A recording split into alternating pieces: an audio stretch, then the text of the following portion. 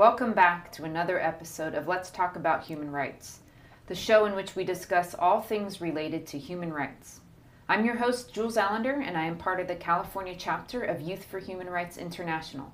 Youth for Human Rights International's purpose is to enlighten and educate people around the world on what their human rights are, with specific focus on the United Nations Universal Declaration of Human Rights, and with this, education to enable and inspire the youth of today as our leaders of tomorrow to stand up and secure these rights for themselves and all people on earth. For each show, we like to take up one right and try to broaden your understanding of how this right is important to you and your loved ones. And for today's show, we'll be looking at human right number 24, the right to play, which states, the right to enjoy what you are doing, to be part of something, to contribute, to have a voice in what you're doing, to just do something for the pure enjoyment of it. And now let's take a look at a short video about this specific human right.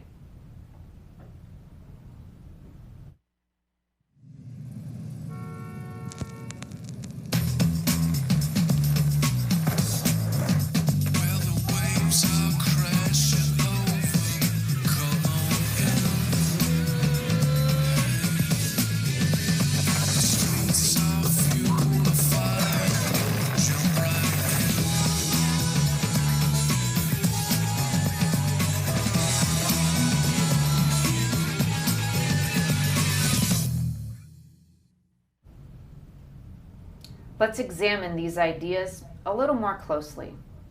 This is a pretty simple sounding right. Sounds fair and reasonable, but there are places in the world that for many different reasons, this simple idea can be made very scarce. It could be because you are being underpaid, so in order to afford the basic necessities of food and shelter for life, you just can't get time off. Or even in extreme circumstances, because the employer can exploit someone, they do and just work them until that employee can no longer function. Scattered around the world, including here in the United States, we see these exploitations occurring either personally or on shows like this or in magazines. It is not pleasant to see and even worse to experience. But there are some very positive reasons and beneficial reasons for you and your employer to ensure that you have some leisure time, some play time. It has to do with the spirit of play. And I'm not talking about being involved in a child's game. I'm talking about the right to bring your own sense of joy and accomplishment to work and to everything you do. Employees that do this are more productive and more creative at their jobs. They take more responsibility for their work and the work around them. Having fun doing what you are doing does not mean you are not serious or courageous. It only really means you are not a slave. You are there because you want to be. You are getting something done because you want it done. Life tends to beat up this idea. Tiny failures like missed deadlines or small mistakes all can make work harder than it needs to be. If you do physical labor and work past the point of exhaustion or without enough food or sleep, again, simple tasks that are normally quite easy to perform become gargantuan barriers and start a person down a path of working because they have to, rather than because they want to. Some time off allows one's body to recuperate and for the individual to recover. It is also important to have time off from work to enjoy other aspects of your life in any capacity that you might decide upon. That could be enjoying a sport or reading a book, furthering your education, or just sitting on the beach. Any individual seeks to survive and experience life in many directions, not just one: family, friends, church, to name a few. Artistic endeavors is another. The individual who only works and does not experience these other areas of life is an unhappy individual. Putting your own creativity into all aspects of your life and your work is you exercising your right to play. I'll give that to you again. My guest today is Kwesi Anti. Kwesi is an advocate for equal rights for all genders. His advocacy work has enabled the women of Ghana to experience more opportunity in sports and education than they had previously. With his work, Ghana is creating a more fair and just society. So with that, I'd like to welcome my guest to the show. Welcome. Thank you. Yeah, thank you for being here. It's an honor. Yeah. So I've never interviewed an individual from Ghana. So why don't you tell me a little bit about your home country? Ghana is in West Africa and is one of the countries that gained independence right around 1957. Mm-hmm. One of our fierce leaders was Kwame Nkrumah, and Kwame Nkrumah actually got educated in the States, met Malcolm X, Martin Luther King, and when he came home, we were still under the British rule, and he fought for us to gain independence. I grew up in Ghana, had all my education in Ghana, and throughout my education, you know, as an ex-colony of the British rule, I saw a lot of inequalities. And so when I had the chance to actually go back and do something, I felt that it would be a great honor for me to level the playing field for especially female athletes in the industry. Yeah. I love it, especially having been a former female athlete and have fought in the States for our own equalities and our own equal platforms and things of that nature. So I followed that a lot. Mm-hmm. I followed the U.S. female soccer team. Mm-hmm. I saw how they fought, and I was very impressed. And as a father of a daughter, I know how it is to level the playing field for female athletes. Yeah, that's so awesome. So tell maybe our viewers a little bit about life under the British rule and life being independent. Like, what are the main differences and things of that nature? Well, under the British rule, it means that we did not have our own educational system. We did not flourish under our own ideas. Our society was structured, the imperial system structured our educational system. And so in Ghana, most of us speak English, but it's not our native language. There are 57 languages spoken in Ghana. Wow. But when you go to school, you barely are taught in any of them. You're taught to speak English. And so that's one of the things that under the British rule, even after we gain independence, taking a lot for us to integrate our local languages into our educational system. Yeah, wow, 57 languages. 57. I speak about 5. Okay, you answered the next question that was coming out of my mouth. Still, that's pretty versed to speak 5 different languages, including and then also English. Yes. Wow, awesome. And so, fill us in on what is the role of women in a Ghana society?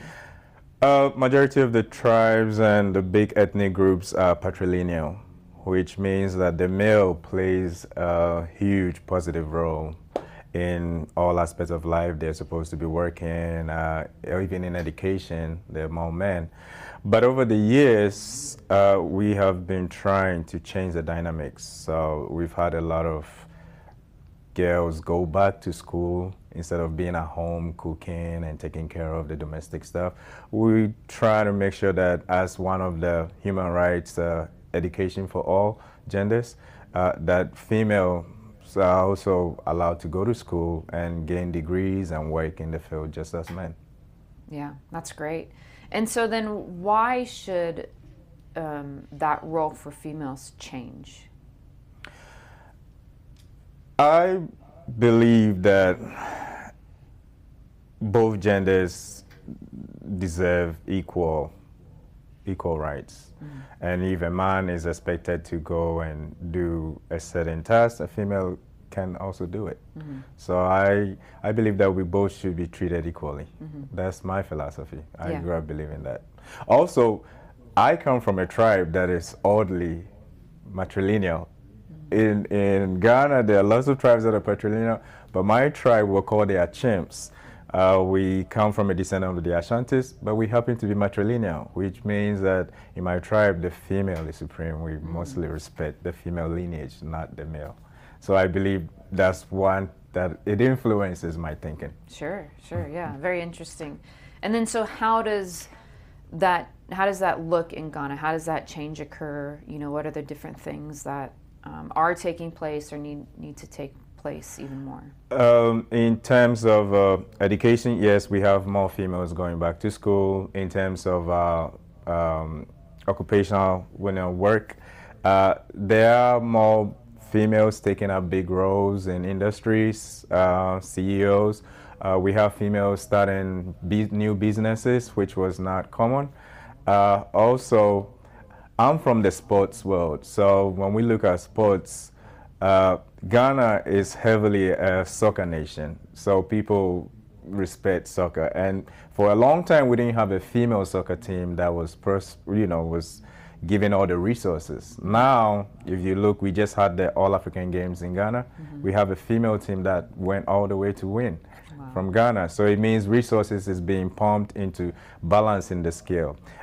When it comes to cycling, which I am involved in, my organization, Cycle Ghana Gives Back, is working tirelessly to make sure that female cyclists are given the same opportunities as male cyclists. That's what I noticed. So what we did when we went back last year was to pick a female cyclist and donate a custom-made bike. And this is a tradition that my organization wants to keep doing until we can build a strong female cycling team in Ghana. Nice. I love it. Lots of fun. Sports is always a fun place to be. You know, there's obviously a lot of higher emotion, right? And it gets people feeling more confident about themselves and creating more confidence and things of that nature. Yeah, well, my whole life has been through sports. I started by playing basketball for the Ghana national team. And so even then, when I played for the Ghana national team, the female team was not given the same, chances or given the same opportunities as the male team.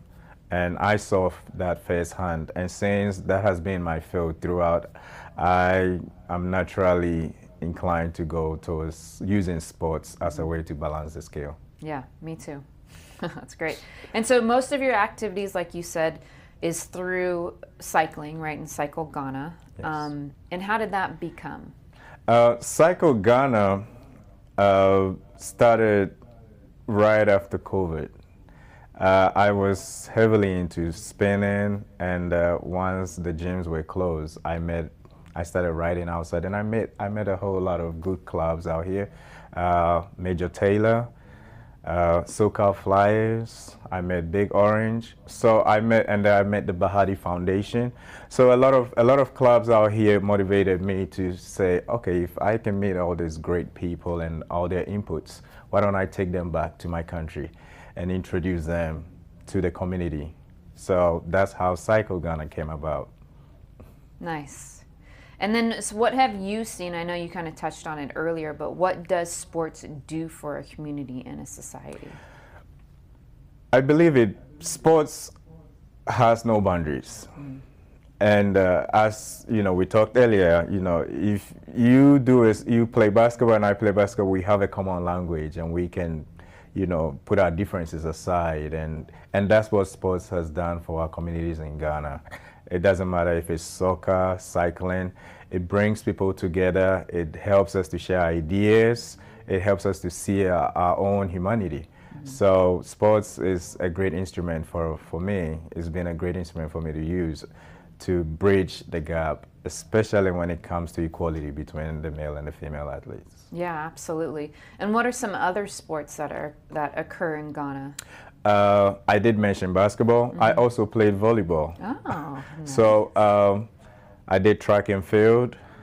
All those sports are really good, but they're not on the same level as soccer. Soccer is always the national team, is the national sports, and a lot of resources goes into soccer. But recently, the country is beginning to make changes to see that no, we can all put our eggs in one sport. We can also sponsor cycling. So there's a lot of cycling events in Ghana. We have Tour de Afrique, which happened in Accra, and Tour de Lunza, which also is happening in Accra. So, and then there are other tours that happens in other African countries. Rwanda is going to be hosting the World Cycling event next year. Oh, wow. Which Cycle Ghana is going to be there. Yeah. So it's a great, it's beginning to look like, other sports are making a name on the continent. That's great. And what are some future plans that Cycle Ghana has? Cycle Ghana is going back to Ghana in July. And in July, we are going to be donating. One of the programs that we have is the commuter bike donation. Every year, we donate commuter bikes to students. And majority of the students that we donate the bikes to have to travel to school. So the bike serves as a way to make the commute shorter. And last year, it was about 10 bikes, but 6 of the candidates who received were females. So we want to keep up that tradition. This year, we want to go back and donate 20 bikes. Our contribution to the sports of cycling itself is to pick a female cyclist, especially because the female cyclist is not really given the same resources. Cycle Ghana, when we go back this year, we want to donate another bike to another female cyclist. And that is going to help her, in the sports of cycling. Those are the 2 things that are coming up. But next year, I did mention we're going to Rwanda. So I'm going to take, Cycle Ghana is going to be in Rwanda, and we're going to do the same thing in Rwanda as we've done in Ghana. We're going to pick a school to donate some commuter bikes to, and we're going to pick female cyclists to donate bikes to. So we want to spread the equality all over the continent, not just in Ghana. Excellent. That's very cool. And so obviously, Youth for Human Rights, right? This is what this organization is. And so we are in the business of, right, educating youth on what their human rights are, and specifically the 30 human rights that come out of the Universal Declaration of Human Rights. And so how could Youth for Human Rights benefit your program, or how could you use Youth for Human Rights? Like how do those things go hand in hand? I saw the starting of the program, and I was really inspired because most of the things that you touched upon are some of the things that we're working on, equal rights and equal education. And so I believe that we can both help each other to spread. But for us, it's by going out and actually doing it, and then, letting your organization know what we're doing, and spreading the good news, and see that there are some people who are actually out there doing things to, spread human rights. Yeah, absolutely. And do you feel that if youth knew and understood their human rights, that there would be a change in less violations of, or individuals standing up and for their human rights? Yeah, I believe, I've always believed education is key. I mean, there's a saying that if you think education is expensive, try ignorance. So education is key. Yeah. And when we go out there, we put in theory into practice, but it's the same thing. We're spreading the word, people see what we're doing, and they stand up. I'll give you an example. Last year, most of the cyclists I took, almost half of them were female cyclists. And in Ghana, that is taboo because they're like, we don't really see female cyclists. So, and imagine riding on the streets of Ghana with female cyclists, and all the kids came out of school, stand on the road just cheering. All the female kids were like, oh, and they come out there, they want to touch, they want to take pictures with the female cyclists, because they used to just seeing male cyclists, but now they're seeing a whole group of female cyclists in their 30s, 40s, older women riding bikes on the streets of Ghana. Nice. And that was an inspiration. So I believe that next time we go, we're going to see young females growing up and be like, I want to be riding bikes like that. So that is how we put those things into practice. Yeah, absolutely. And you kind of touched on this next question I wanted to ask you, but what have you seen with youth when they get involved in sports? Like what happens to them in terms of confidence and competence and maybe their change in positivity in character? Uh, a whole lot, a whole lot. I'm a product of that because sports taught me discipline. It also taught me how to plan, execute. It also taught me understanding and acceptance of other people. Because sometimes you grow up narrow-minded, but when sports allows you to meet a whole group of people, different characters, and it opens you up. It boosts your confidence. It teaches you how to fall and get up. Because most of the competitions I was in, I wasn't winning. I was losing, but it made me a better person. Go back and so I believe that the same thing goes for everybody that we've met in Ghana and all the people that are in sports, the youths. It teaches them discipline, it boosts their confidence, and it helps them to be universally acceptable of other people. Tolerance. Yeah, absolutely. Many great lessons are learned through sports. Yes, I concur. yes. All right, and so as we get to the end of the interview, we always ask our guests this final question, and that is, what is your favorite human right, or what human right resonates with you the most? As a father of a daughter, and it's always been equal rights. I'm fiercely feminist. and a lot of people who don't know me don't know that about me, but people who talk to me, they're like, oh, he's a feminist. Yes, I believe that the woman deserves the same rights as men. And I believe that if we raise society should be made aware that if you give women the same opportunities as men, society actually gets better. Society actually gets better. So that has always been my number one. That's awesome. Thank you for sharing. You're welcome. And then if someone wanted to get involved in your organization or reach out to you, how would they go about? Psycho Ghana has a website, so you go to psychoghana.com, and we have all the information there. There's a page on Psycho Ghana Gives Back, which is our nonprofit, and you can click on it and see all our works in Ghana. We have a YouTube page, Psycho Ghana, so you can go on our YouTube page and follow us on our adventures and all the good things that we're about to do. Excellent.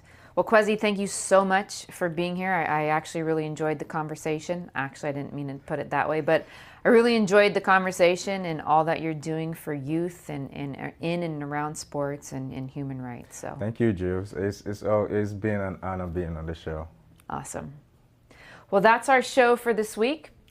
Hopefully you enjoyed and got a lot out of today's guest and all he had to share with Psycho Ghana. Definitely, if it's something you want to be involved with, go ahead and reach out directly to him. And as always, as I interview all of these wonderful guests and look at how they have taken this idea of universal human rights and employed it into their career or their hobby, I find it so inspiring. And then I wonder, what will you do with this information? How will you pass the message on? If you have an inspiring story, please let us know and we will include it in our future shows. We have wonderful videos in 17 languages on the Youth for Human Rights International website on each human rights. You can watch each of these and learn so much more about the rights and the Universal Declaration of Human Rights. And that is our show. Until next time, I will see you.